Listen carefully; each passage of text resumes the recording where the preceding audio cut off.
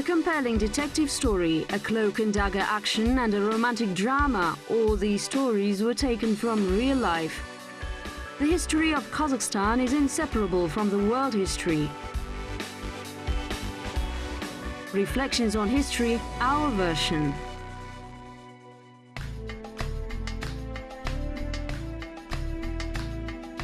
A circular world map.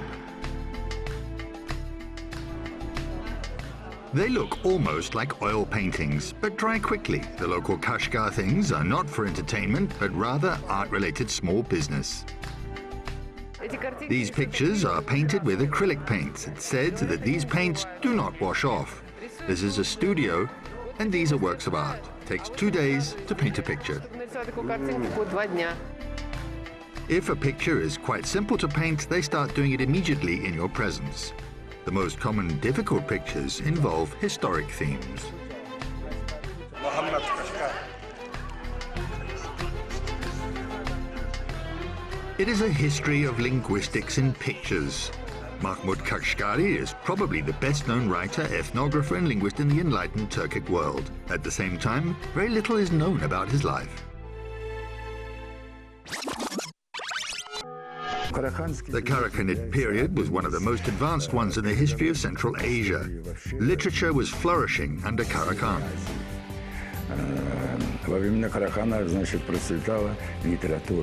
Yusuf Balas-Saguni and Mahmoud Kashkari were two big names in the 11th century.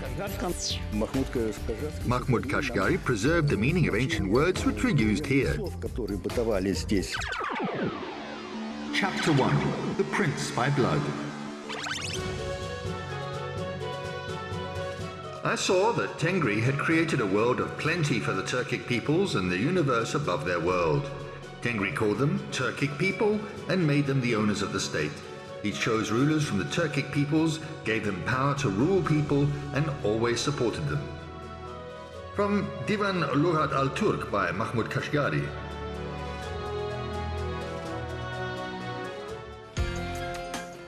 Nights and days of the world pass like wanderers. They deprive those they meet of power. Everyone interprets these words, evoking melancholy and thoughts about pointless existence in accordance with their perception of the world. Think about it on the streets of Kashgar, because it was Mahmoud Kashkari who said this. Mahmoud Kashkari wrote in Arabic.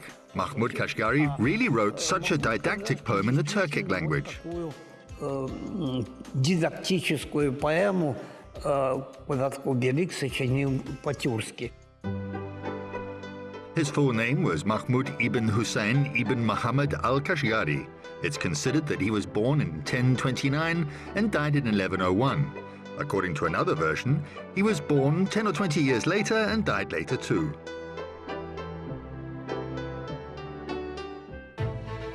Neither the date of birth nor the date of death of the great Turkologist has been established yet. It is unknown where and when he wrote his work and where he died. There are only some more or less witty hypotheses related to that. From the Mahmoud Kashkari article by Andrei Kononov. According to his surname, he was born either in the good city of Kashgar or near it. Is it true?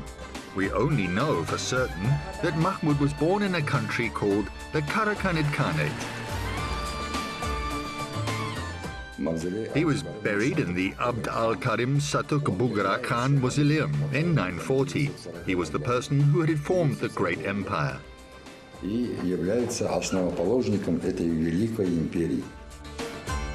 A Persian man of letters wrote, "We know the names of the kings of Karakhan dynasty only thanks to poets. As for different information about it, it is rather scanty."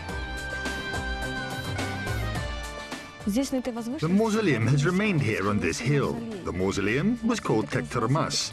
There's no information about who was buried in the mausoleum. Presumably, that person was an aristocrat who lived here in the 10th or 14th century. Который жил здесь в период или с X века, или в XIV веке. Tektermas translates from the Turkic language as an unquiet place. It is unknown why it was called so. It's easy to see the Talas River from the high bank. According to Kashgari's words, everything was familiar to him here. His ancestors had shaped this history. Taraz was always the center of political life of not only the Karakhanid Khanate, which was natural. It was a very rich city and the local ruler was a very wealthy too. Of course, it's most likely that merchants paid a kind of tribute to the local ruler to be guaranteed the safety of their journey in this area of the Great Silk Road and to get the right to sell their goods here. In the 1st century, the fight for power was in the eastern part of the Karakhanid Khanate, which lay in the area from Kashgar to Isfizjab, a city near Tashkent. Muhammad Khan killed his brother and ascended his throne. Muhammad Khan left the Khanate to his eldest son called Hussein and made him his heir. Muhammad had another wife and little son. This situation made her angry and she decided to poison Muhammad. As a result, he and a few members of his family died. From Majma al-Tawarik.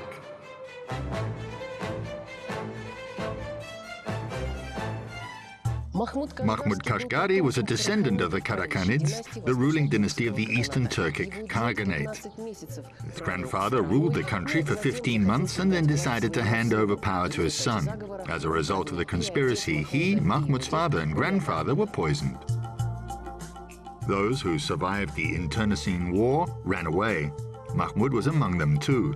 Hypothetically, Hussein was the scientist's father and ruler of Bashhan, a city located near Isikul. It is said that the future linguist was born here. However, there were 2 Bashans and one was located near Taraz. There were about 20 towns around the city of Taraz. Incidentally, it's mentioned in medieval sources that Hussein was the emir of the Taraz region and Isfizjab, which was not far from Shymkent. If his father ruled here, the son could be born in this area too. It is unclear where this bloody situation took place too. According to the popular version, it happened in Kashgar. Mahmud himself mentioned that his father had been born in Bashhan and Kashgar and Balasagun, where the cities where kings lived. He did not give any other information. Chapter 2. The Wanderer. I've been to all the Turkic steppes. I memorized the lively and rhyming speech of the Turkic peoples, Turkmens, Oghuz Turks, Chigils, Yakhmas, and Kyrgyz. I engaged in this in order to understand even small differences, and I remember their language very well. I systematized them properly. Then I wrote this book in a very clear and elegant way and called it Divan Lughat al-Turk, which meant Turkic Dialects Dictionary. From the Divan Lughat al-Turk by Mahmoud Kashkari.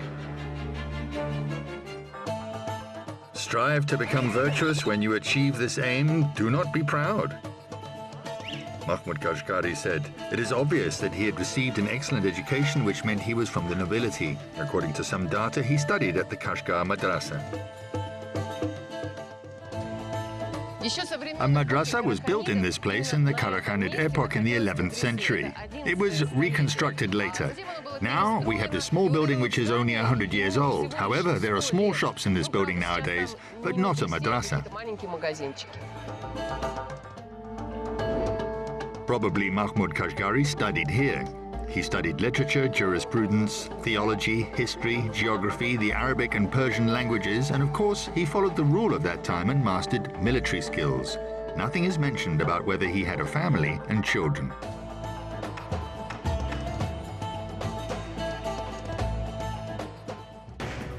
These are dark times now. Purity and morale have been lowered. People have more malice and fair heads have disappeared. From the Diwan Lughat al-Turk by Mahmoud Kashkari. According to Kashkari, suffering makes you stronger and more virtuous. He experienced this himself. It is considered that he had to leave Kashgar in 1057 and started traveling. Most likely he joined caravans as a merchant or diplomat.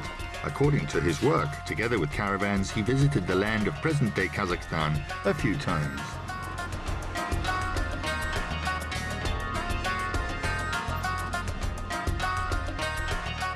The area described by Mahmoud Kashkari in his dictionary in general covers the area of present-day Kazakhstan, or at least southern Kazakhstan. Balasagun residents speak the Sogdian and Turkic languages as well as the residents of Taraz and Sayramdu. There are mistakes in the language of all the residents of Argu country. From the Divan Lugat al-Turk by Mahmoud Kashkari. According to Mahmoud Kashkari, the country between Taraz and Balasagun, where there is a city of present-day Kyrgyzstan, was called Argu because it was located between two mountains. Махмуд Кашгарский в XI веке писал о том, что... Mahmoud Kashkari wrote in the 11th century that the people who lived in Sayab and other cities spoke Turkic but could also speak Sogdian. It means they were bilingual. городов, Суяба, там вот всех этих городов. То есть там было в равной степени двуязычие. Approximately in the 1070s, the noble linguist went to Baghdad. It said that he taught there and decided to write a book, thanks to which he went down in history. He provided us with a reliable picture demonstrating the languages used by the ordinary people. In addition, it contains very important information about the Turkic language grammar of that period, the 10th and 11th centuries. Грамматики тюркского языка от того периода 10-11 века. His work was rewritten many times. It's unknown how much information was lost due to this process. It's considered that the manuscript we have now appeared 3 centuries after the scientist's death. It's in the Istanbul Library at the moment.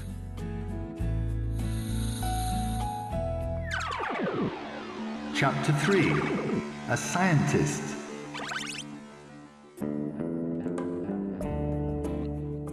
In it, I scattered poems and proverbs which are used as wise sayings on happy and unhappy occasions so that the narrator could spread it among other people. I gathered the often mentioned objects and well-known words in the book. As a result, the book has a high value and achieved overwhelming superiority. From the Divan Lugat al-Turk by Mahmoud Kashkari.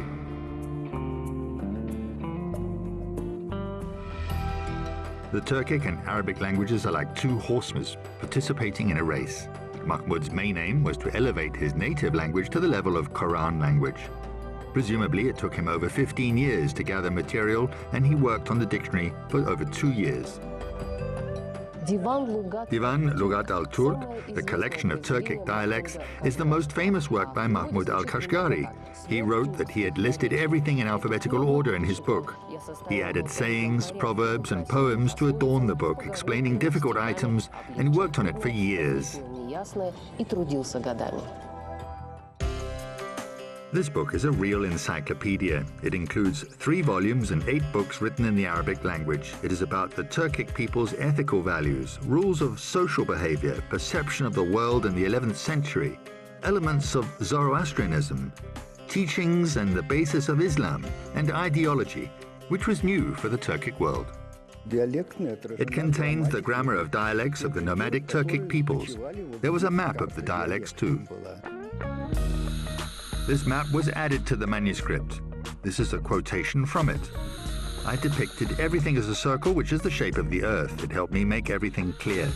It really becomes clear where the center of the medieval Turkic world was. Its area spread from the Byzantine suburbs to Ethiopia. Kashgar, Balasagun, Barskan, and Talas were in the center. He was interested in everything connected with both geography and history, including legends about Alexander the Great and his campaign against the Chigil.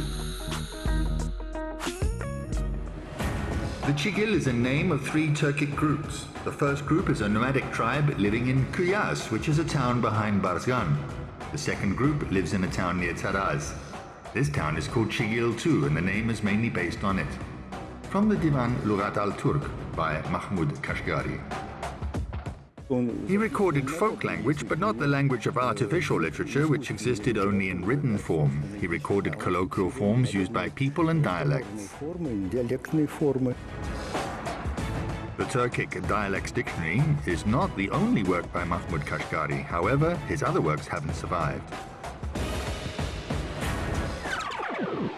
Epilogue: A destiny not awaiting everyone.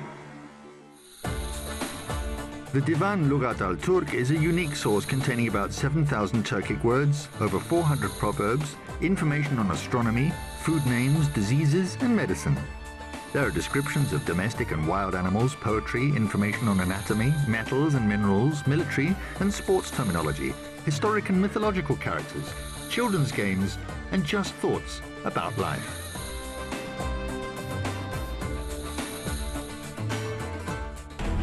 When you encounter trials and hardships, be patient and say they will pass too. Be aware of what time does and do not follow every misfortune being sad. From the Divan Lughat al-Turk by Mahmoud Kashkari.